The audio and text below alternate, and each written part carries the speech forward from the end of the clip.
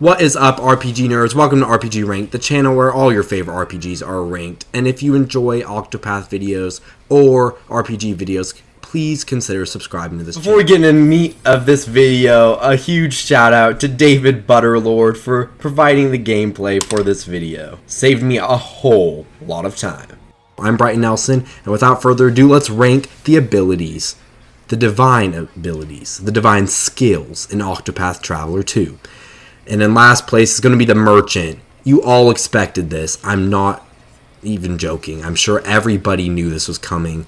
Why? It's no damage. You barely get any money from it unless you're just like purposely like trying to be OP with this. I don't understand why you would even waste your time on this ability. You could just grind with grows on trees, spam white revenants, just kill everything. And there's double battle speed in this game too. So just grind or steal or entreat. You don't really need to purchase that much in this game, mostly just using hired help. Like, come on guys. You don't even need leaves that badly, and you'll get enough throughout the main story or from grinding. You don't need this crappy ability. Or just use business partners. Yeah, there's so many reasons to not use this ability. It's kind of embarrassing. Alright, let's move on to the next one, which is going to be the Warrior's Divine Ability, Brand's Blade. It's simply outclassed. By the time I get Brand's Blade, I'm not going to be using Warrior subclasses anymore, or whatever, secondary job classes. Like, the only person I'm going to have Warrior on is Hikari. There's so many better options. His learn skills, Shinjibanji Giri, like, anything over this. You don't really need this. You have to waste however many BP. And you could just be using a much better ability, a multi-hit ability, a multi-target learned skill, like Last Gasp, which is just a better version of this ability. There's no reason to be wasting your time on Brand's Blade. Alright, let's move on to the next one, which is the Thief's Aber's Reckoning. I'm so sad because this is one of my favorite abilities in the last game. But honestly, like, just divine skills are weak in this game for the most part. Like, there's not really a point when you have so many better things to be doing. But in this case, the Thief is just never going to be more powerful than, like, it's not going to be more powerful than something else you can get. By the time I got the divine skill with the Thief for Throne, I could give her the Arms Master, Sixfold Blade, or the Giant Spear, or anything like that. Is just going to be doing more damage. And yeah, I mean, Aber's Reckoning is still good. If you can really buff up your speed, then I'm sure it can hit for some good damage. But even still, like, using some Hikari ability with the Dancer Divine skill or something, just, it's one hit ability. Even if you do 99,999 damage on everyone, there is something better you can be doing. So yeah. Next, we have the Hunters, which usually will do less damage than Aber's Reckoning, Dreyfendi's Bow, but it can hit 3 times, which can be good for breaking enemies. And also, once you get really OP, it can hit up to 300,000 damage instead of 100,000. But again, use Hikari's abilities, use Ochet's Light Revenant or something, or I don't even know. Just do something better than this. You don't need this ability. Learned skills are better. Seriously, Hikari kind of breaks this game, but yeah, just don't waste your time with this ability. Alright, next we have the Conjurer, which is basically BP boost from the first game. I don't really know. This ability is kind of bad. At least it's not completely outclassed, I feel like. But why would I be using this? Seriously, why? Like, there's so many better ways to get BP with, like, the thing that gives you BP back, like, 25% of the time. Like, Partitio, Hoot and Hauler, BP battering, or Casty using Concoct with Leaves No Trace. Just, there's so many better things to be doing than wasting your time with this ability. And it's a divine skill. It wasn't even a divine skill in the first game, and it was kind of bad. But hey, I can see more uses for this than those other weak abilities that are just worse than Hikari. So honestly, also this is all trash. Everything that's been said so far is pretty trash. But at least the next one gets a little bit better. And this next one is going to be the Conjurer. This can randomly, it chooses a random buff that you have and indefinitely extends it. If you can get off a really good buff at the very beginning of battle and just keep it forever, however, Again, it's a random buff, so you can't choose which one. So basically, if you have multiple buffs on, this can be really dumb.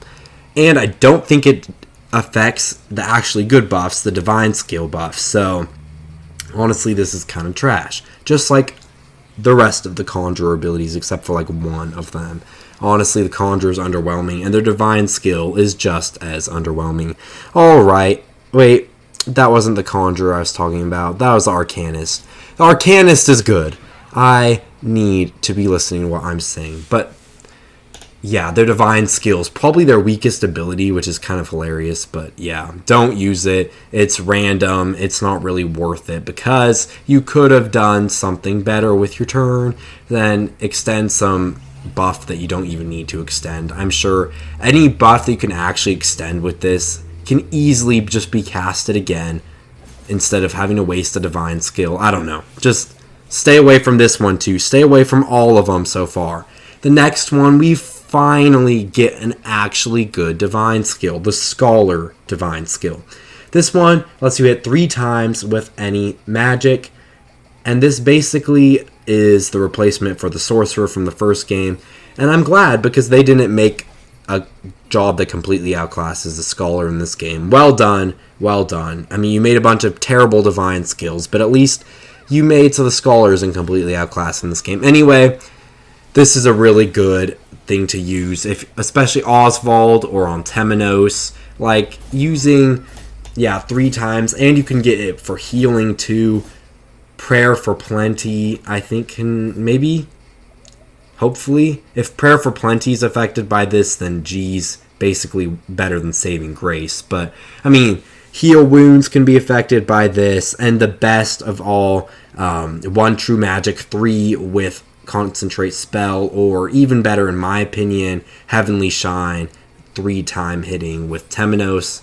Yeah, there's some good capabilities with this. It's still not that overpowered because honestly there are much better ways to break people in this game. Temenos is latent, Provoke Beast with Ochet, but or Sixfold Blade or whatever, there's reasons to use this though. I can see like it can do a lot of damage. It's not great for breaking as it was in like the first game, but it's still good.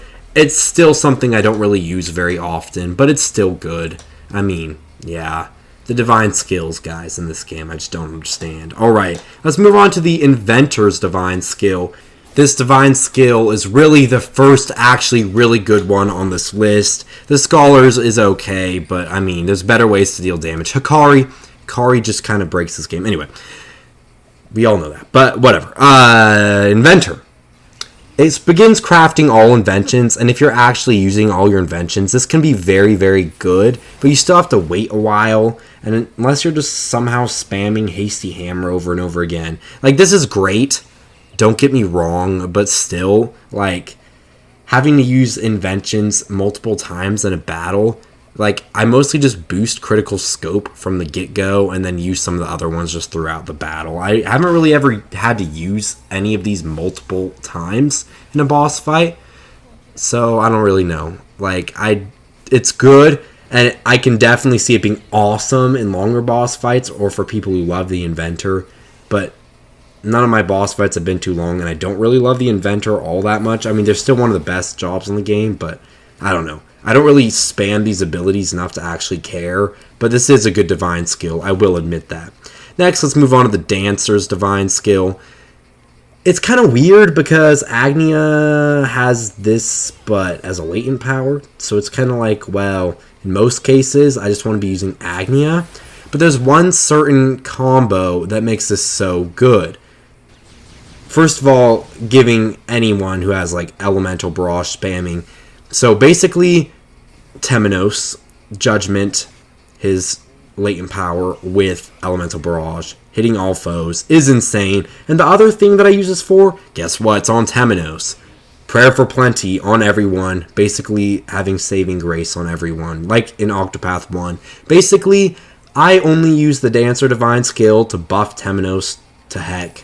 But honestly, I don't really even use the Dancer or Agnia that often, but if I really did, I would totally be spamming these. And honestly, I should put Agni on my party again now that I think about it. But, you know, I mean, I have issues, of course. But, you know, yeah, mostly to me, it's amazing for Elemental Barrage Temenos or Prayer for Plenty with Temenos. So basically just use this on Temenos and you'll wreck everything. And there are a couple other things like Reflective Veil with the Arcanist.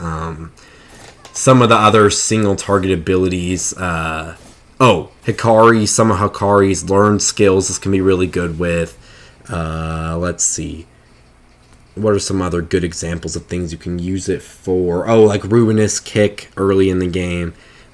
But you wouldn't have this early in the game. So I don't really know what I'm saying anymore. But there are definitely good uses for this ability. I mostly just use it on Temenos when I have Agni and Temenos in my party. But other than that, I don't really use this ability. Yeah, I guess I only really use one of these on this list, like, ever. But I understand them. Just, again, I'd rather be using EX skills and latent powers in this game. Divine skills kind of got thrown under the bus a little bit. But next we have the Apothecary Divine skill. It's overpowered as ever, situational as ever still, but being able to fully heal the party, HP, BP, SP, latent power, whatever the heck you're doing, is broken as ever. I barely ever use this. I mean, like, in a super boss fight, I'm going to be using this. But otherwise, I'm not going to be using it. However, there's no denying how OP this is, just like in the first game. It is broken as heck. I don't use it that often, so I'm not putting it in, like, first, but it's really good. Definitely consider using it if you're having a hard time on a boss fight. Next is the Cleric Divine skill, which basically, this is the one that was one of the two that is better than their version of it in the first game. And that is going to be, it gives you 2 turns, which basically makes Throne the weakest character later in the game because she doesn't need this anymore. Because it gives you 2 turns and for 3 turns instead of just for 1 with the latent power. So basically, Throne is kind of bad because of this ability. But anyway, taking 2 turns 3 times, this is way better than it was in the first game with just using the same skill twice. This is overpowered. I haven't used it enough, and I'm going to start using it more soon. But it's just so good. Like, seriously, guys, use this. Don't be like me. Don't be an idiot like me not using any divine skills. Give them a try. This one's really good. One of the best. But there's still one more that I think is better. This one's kind of cheating because technically the Arms Master doesn't have a divine skill.